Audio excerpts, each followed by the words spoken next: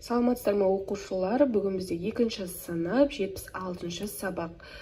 Бөлу амалының компоненттері арасындағы өзара байланыс сабағымызды бастаймыз. Бірінші есепке қараймыз. А нұсқасында сурет бойынша бөлімді құр және оның мәнін тап, осы теңдіктегі сандар нені білдіреді дейді. Мына жерде 5 бөлікке бөлінген, әрқайсысында 3-4 бұрыштан бар, және де барлығын саны бізде санасақ 15 болады.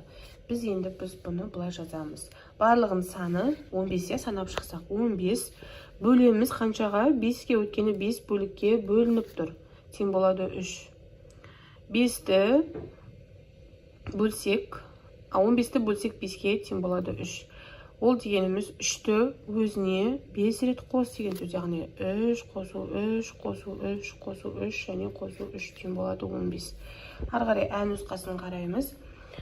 Бөліндінің мәнін азайтумен есептеп шығар дейді. 4 бөлу 2, 6 бөлу 3. Біз бұны былай жазатын боламыз. 4 бөлу 2, 0 шыққанша біз 4-ті өзінен 2-ден азайтамыз. Сонда 2 рет азайтсақ қана 0 шығады. Сонда 2. 6 бөлу 3, 6-ны 3-тен азайтсақ 3 болады. 3-ті азайтсақ 0 болады. Сонда 2 рет қана азайтып тұрмыз. 10 бөлу 5, олда да тура сонда 2 рет азайтсақ 0 шығады. 12 бөлу 6, ол бізде 2 рет азайтсақ тоже 0 шығады. 0 шыққанда осылай азайтатын боламыз. Одан кейін 14 бөлу 7. 14-тен 7-ні алсақ 7 болады. 7-тен 7-ні алсақ 0 шығады. Сонда 2 рет азайтып тұрмыз. Ал мына жерде 16 бөлу 4 деп тұр. Біз бұны 2 рет емес 4 рет азайтамыз. Мысалы 4 көбейту 4, 16 шығу үшін. Мысалы 4 азайту 4, азайту 4. Сол кезде 0 шығасында 4 реттен болып тұр екен. 24 бөлу 6. 24-тен азайтамыз. 6-ны неше рет? 4 рет азайтамыз. 6 4-іміз 24. Сол үшін 4 рет азайтамыздан 0 шығарамыз. 36 бөлу 9. 36-ны 9-дан 4 рет азайтамыз. Сол кезде 0 шығады. Сонда 9-ды көбейтсең 4-ке 36 шығады екен. Ары қарай бізде екінші есеп. Суретке сәйкес бөлімді құр және жаз дейді. Бірінші суретке қараңыздар.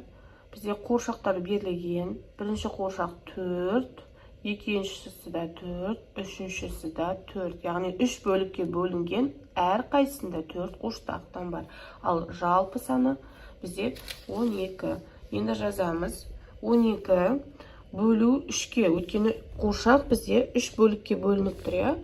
Сол үшін әрқайсында қаншадан келіп тұр? 4-ден келіп тұр. 4 деп жазамыз. Одан кейін астыңғысына ата мен әже әрқайсына 2-2-ден келіп тұр. 4 бөлікке бөлінген. Жалпы саны бізде 8. Сонда 8-ді бөлеміз 4-ке. Яғни 4-ке бөлініп тұр. Әрқайсысы 2-ден келіп тұр. Осылай бөлімді құрасақ болады. Бізде бөлімді құр деп жазылған екен. Енді одан кейін мына жерде балалар отыр. 3 топқа бөлінген, әр топта 5 баладан отыр. Сонда жалпы саны 5, 5, 5, 15 бала отыр. 15-ті 3-ке бөлеміз. Сонда 5 шығады. Әр топта 5 баладан отыр. Одан кейін бізде қонжықтар берілген, ойыншықтар 4-ке бөлінген, әр топта 3 қана қонжықтан отыр. Барлығы 15. 15-ті біз 4-ке бөлеміз. Ал кешіріңіздер, мына 12 болады. 12 4-ке бөлінген. Сонда әрқайсында 3-ден болады. Ары қарай үшінші есеп. Теңдікті оқы дейді. 8 бөлу 4 тең болады 2. Бөлу амалының компоненттерін ата дейді. Бірінші бөлу амалының компоненттерін атайтын боламыз. Одан кейін бұл бізде 8 бөлінгіш, 4 бөлінгіш, 2 бөліндінің мәні. А нұсқасына қарайтын болсақ, бөлінгіш 8-ді бөліндінің мәні 2-ге бөл. Мәнін 8 санынан 2-ден азайта отырып тап дейді. 8-дің бөліндінің мәні 8, оны 2-ге бөл деп қойған. Бізде қанша шығады? 4 шығады. Енді оны 2-ге азайта отырып мәнін тап дейді. 8-ден біз 2-ні азайтамыз қанша рет? 4 рет. Сонда тең 0 болады. Ары қарай ән нұсқасы бөліндінің мәні 2-ні бөлгіш 4-ке көбейт дейді. Көбейтуді қосумен алмастырып мәнін тап дейді. Бөлінді бізде 2 көбейтеміз 4-ке. 4-ке көбейт деп жазылған, е? Мінекей 4-ке көбейт. Және де тең болады 8. 2-ні біз 4 рет өзіне қос деген сөз. Яғни 2 қосу 2 қосу 2 қосу 2 тең болады 8. Біз осылай шығарсақ болады екен. Төртінші есеп.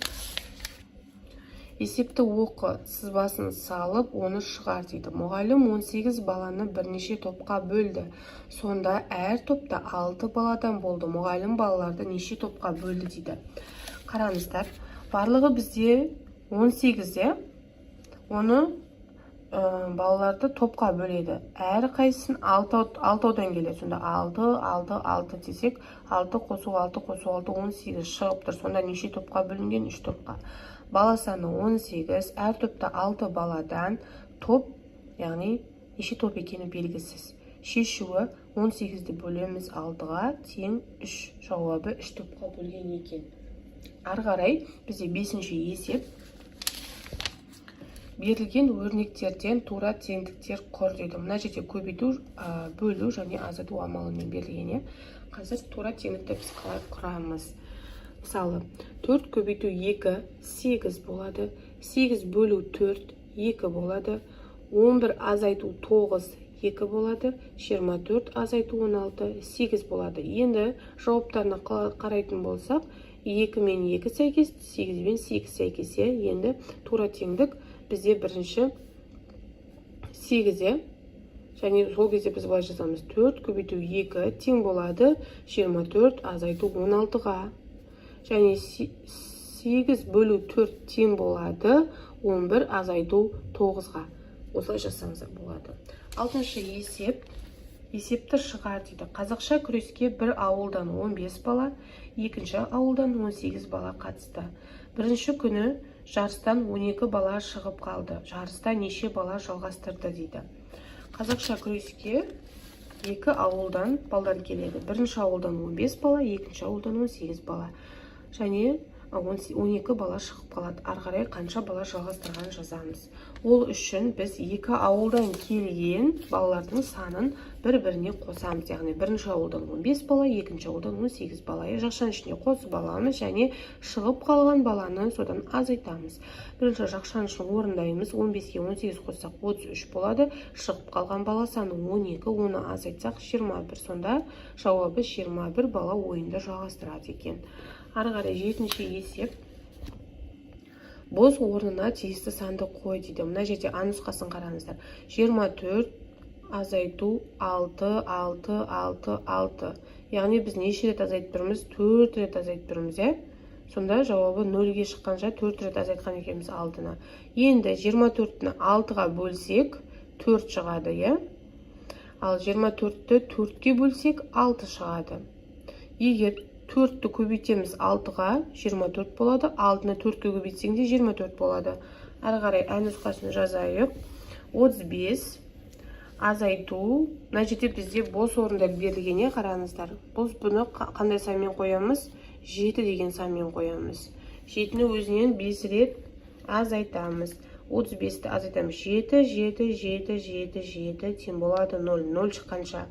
Енді 35-ті 7-не бөлсек, 7-ге 5 болады. Ал 35-ті 5-ке бөлсек, 7 болады. Көбейтумен алмастырсақ, 5 көбейту 7, 35 болады. 7-ні 5-ке көбейтсеңізде 35 шығады. Яғни көбейтінің мәні ауыстырғанмен, көбейткіштерді ауыстырғанмен көбейтінің мәні өзгермейді. Ары қарай 8-ші есеп. Бірліктерін қосқанда 15, ал ондықтарын қосқанда әртүрлі бір таңбалы сан шығатындай етіп, екі таңбалы сандардың 3 қосындысын жаз, олардың мәнін тап, қосуды азайтумен тексер дейді. Бірліктерін қосқанда 15 дейді, ал ондықтарын қосқанда әртүрлі сан шыға береді. Бірліктерін қосқанда, мысалы, 9-ға 6-ны қосқанда бізде 15 шығады, 15 шығады, нәтижеге ойға 1 беріп қоямыз. 9-ға 6-ны қосқанда 15, нәтижеге 1 беріп қоямыз. 18-ге 7-ні қосқанда, яғни 15 бір беріп қоямыз. Енді 2-ге 3 қоссақ 5, ойдағымен 6. 6-ға 1 қоссақ 7, ойдағымен 8. 1-ге 1-ді қоссақ 2, ойдағымен 3 болады. Бізде бірлік дегеніміз, ондық дегенімізді есімізге сала кетейік. Мысалы 29 ба? 29-дың артқы саны бірлік, алдыңғы саны, яғни 2-сі ондық болып саналады. Енді қосумен істеп алдық. Енді азайтумен тексереміз. 65 шыққан сан. Одан мына екінші қосылғышты азайтамыз. Сонда бірінші қосылғыш шығады, 29. 85-тен азайтамыз 16-ны, тең болады 69. 35-тен азайтамыз 17-ні, тең болады 18. Осымен біздің 76-шы сабағымыз аяқталды. Менің каналыма тіркеліп алуды ұмытпаңыздар. Алдағы уақытта осылай түсіндірме есептер салып отыратын боламын. Аман сау болыңыздар.